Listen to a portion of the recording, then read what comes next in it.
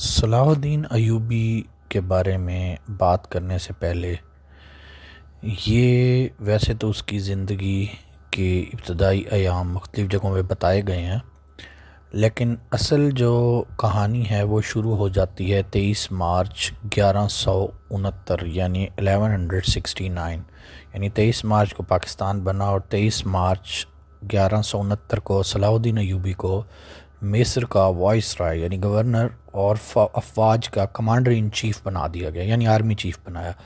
اب اتنا بڑا رتبہ اسے ایک تو اس لیے دیا گیا کیونکہ وہ حکمران خاندان سے تعلق رکھتا تھا، اور ابتدائی عمر میں ہی وہ تمام جنگی امور میں ماہر ہو چکا تھا، اور سپاہ گری جو اسے ورثے میں ملی تھی اس کے ذہن میں یہ حکمرانی کا اصول نہیں تھا، دراصل وہ اسلام کی پاسبانی کا علم بردار تھا۔ تو وہ کہتا تھا کہ جی مسلمان بہت زیادہ عیاش ہو گئے ہیں، شراب اور عورت کے بغیر ان کی زندگی نہیں گزرتی، اور کئی وزیروں اور مشیروں کے حرم میں غیر مسلم یعنی عیسائی یا یہودی لڑکیاں موجود ہیں جو ان کو اپنے جال میں پھنسا کے ٹکڑے ٹکڑے کر رہی ہیں۔ اچھا، صلاح الدین ایوبی جو تھا اس کی ابتدائی تعلیم جو تھی اس نے مدرسہ نظام الملک میں حاصل کی تھی۔ یہ بات ذہن میں رہنی چاہیے کہ نظام الملک دنیا اسلام کی ایک سلطنت کے وزیر تھے۔ یہ مدرسہ انہوں نے قائم کیا تھا جس میں اسلامی تعلیم دی جاتی تھی اور بچوں کو اسلامی نظریات اور تاریخ کے بارے میں بتایا جاتا تھا۔ ایک مورخ ابن الاثر یہ بیان کرتے ہیں کہ نظام الملک حسن بن صبا، جس کا بہت بڑا فتنہ رہا ہے، اس کے بارے میں بھی درمیان میں بات ہوگی، کہ فدائیوں کا پہلا شکار تھے، کیونکہ رومنز جو تھے وہ چاہتے تھے کہ اپنی سلطنت کو بڑا کریں، تو رومیوں نے 1091 میں انہیں فدائیوں کے ہاتھوں قتل کرا دیا۔ خیر، ان کا مدرسہ قائم رہا، صلاح الدین ایوبی نے وہیں پر تعلیم حاصل کی۔ اس عمر میں اس نے جتنی یعنی سولجر بننے کے لیے سپاہ گری کی تربیت اپنے بزرگوں سے لی۔ نور الدین زنگی جو بہت مشہور ہیں، تاریخی کردار ہیں، ان کا ذکر بھی مناسب موقع پہ ڈیٹیل میں بتایا جائے گا، نے اسے جنگی چالیں سکھائیں، ملک کے انضامات کے سبق دیے اور ڈپلومیسی بھی سکھائی۔ اس کے علاوہ وہ جذبہ بھی پیدا کر دیا جس نے صلاح الدین ایوبی کو آگے جا کر صلیبیوں کے لیے بجلی بنا دیا۔ ابتدائی جوانی میں ہی وہ ذہانت اور اہلیت انہوں نے حاصل کر لی تھی جو ایک سالار اعظم یا آرمی چیف بننے کے لیے ضروری ہوتی ہے۔ صلاح الدین ایوبی نے جو اصل کارنامہ ان کا تھا، انہوں نے جاسوسی یعنی انٹیلیجنس، کمانڈوز اور گوریلا آپریشن جو آج کل بہت اہمیت رکھتا ہے، انہوں نے یہ نوٹ کیا کہ صلیبیوں نے انٹیلیجنس کے میدان میں بہت آگے نکل گئے ہیں اور مسلمانوں کے نظریات پہ بھی حملے کر رہے ہیں۔ تو صلاح الدین ایوبی جو تھے وہ نظریات کے محاذ پر بھی لڑنا چاہتے تھے۔ اب ظاہر ہے نظریات میں تلوار تو استعمال نہیں ہوتی، لیکن اس کے اثرات بہت آگے تک جاتے ہیں، اور صلاح الدین ایوبی کو یہ بات پتہ تھی۔ تو صلاح الدین ایوبی نے اس کا بھی بڑی جوانمردی سے مقابلہ کیا۔ خیر، یہ ابتدائی تعارف کے بعد تو کہانی وہیں سے شروع کرتے ہیں جب اسے مصر کا وائس رائے اور کمانڈر ان چیف بنا کے مصر بھیجا گیا۔ تو جو سینئر آفیسرز وہاں پہ مصر میں موجود تھے ان کو یہ آس امید تھی کہ یہ عہدہ ان کو ملے گا۔ ان کی نظر میں سلطان صلاح الدین ایوبی ابھی بچہ تھا، اور اس کے سامنے یعنی طفل مکتب سا تھا، اور ان کے سامنے وہ جو باتیں اس نے، جب ان لوگوں نے اس کی باتیں سنی تب ان کا احتجاج جو ہے وہ ٹھنڈا ہوا۔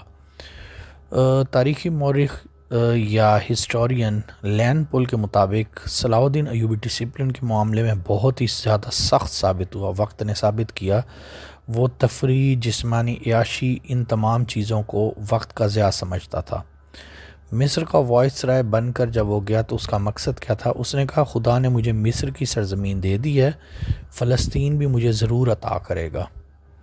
اب آج کل فلسطین میں جو حالات چل رہے ہیں اس کے لیے اگر ہم دیکھیں تو بڑا ہمیں پتہ لگ سکتا ہے کہ فلسطین کے حالات کے اوپر اس کی کیسے نظر تھی۔ خیر، اس کا مقابلہ صرف صلیبیوں سے نہیں تھا بلکہ اس وقت کے مسلمان، انہوں نے اس کے راستے میں کیسے رکاوٹیں ڈالی، اس کے بارے میں بڑی ڈیٹیل میں بات کریں گے۔ اچھا خیر، جب وہ مصر میں صلاح الدین ایوبی، وہیں سے کہانی سٹارٹ ہوئی، اس کا استقبال جن لوگوں نے کیا ان میں ایک سالار تھا یا سولجرز کا ہیڈ تھا، اس کا نام ناجی تھا۔ اچھا، اس ناجی کی بڑی خصوصی اہمیت تھی۔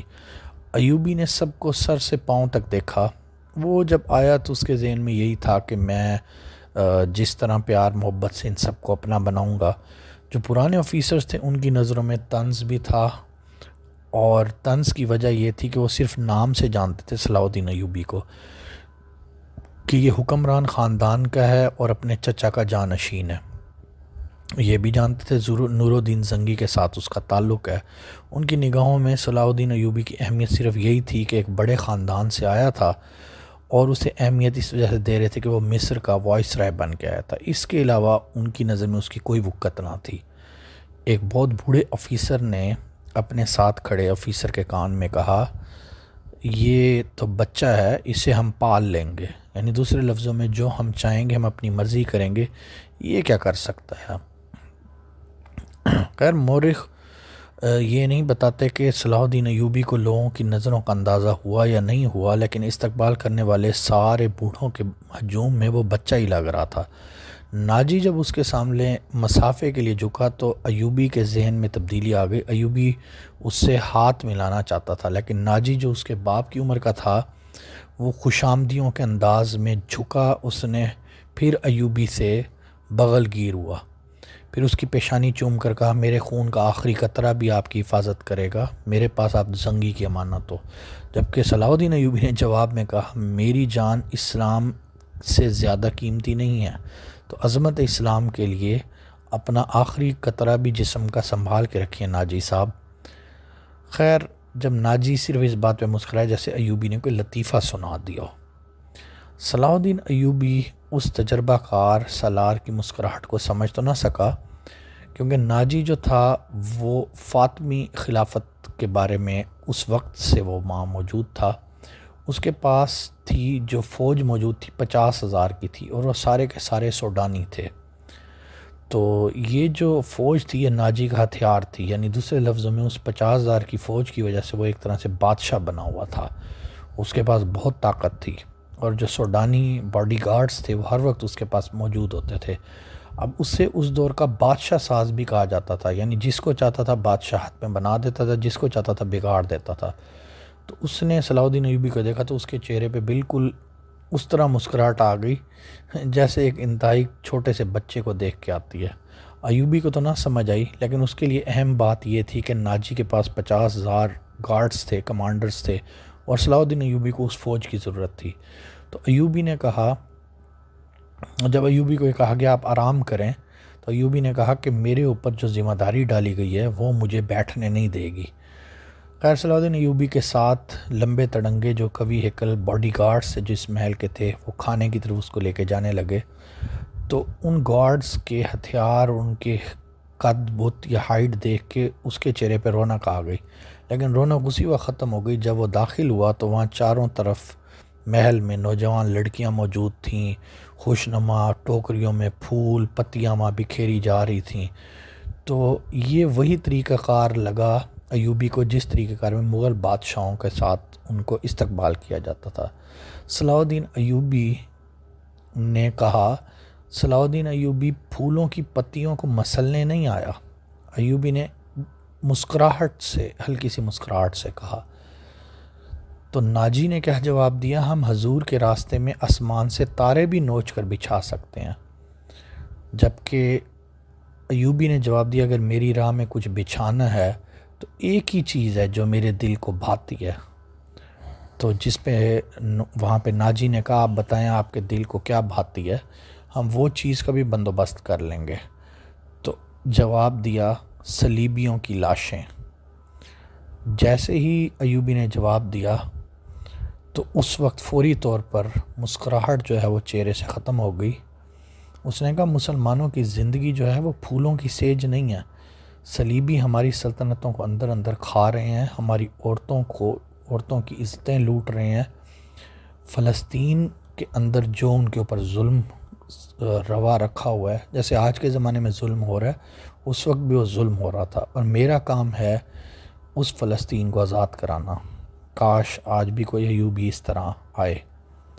خیر، یہ جاری رہے گا سلسلہ، اور اگلے حصے میں ہم پھر بات کریں گے اس سے آگے پھر وہاں پر کیا ہوا۔ جزاک اللہ۔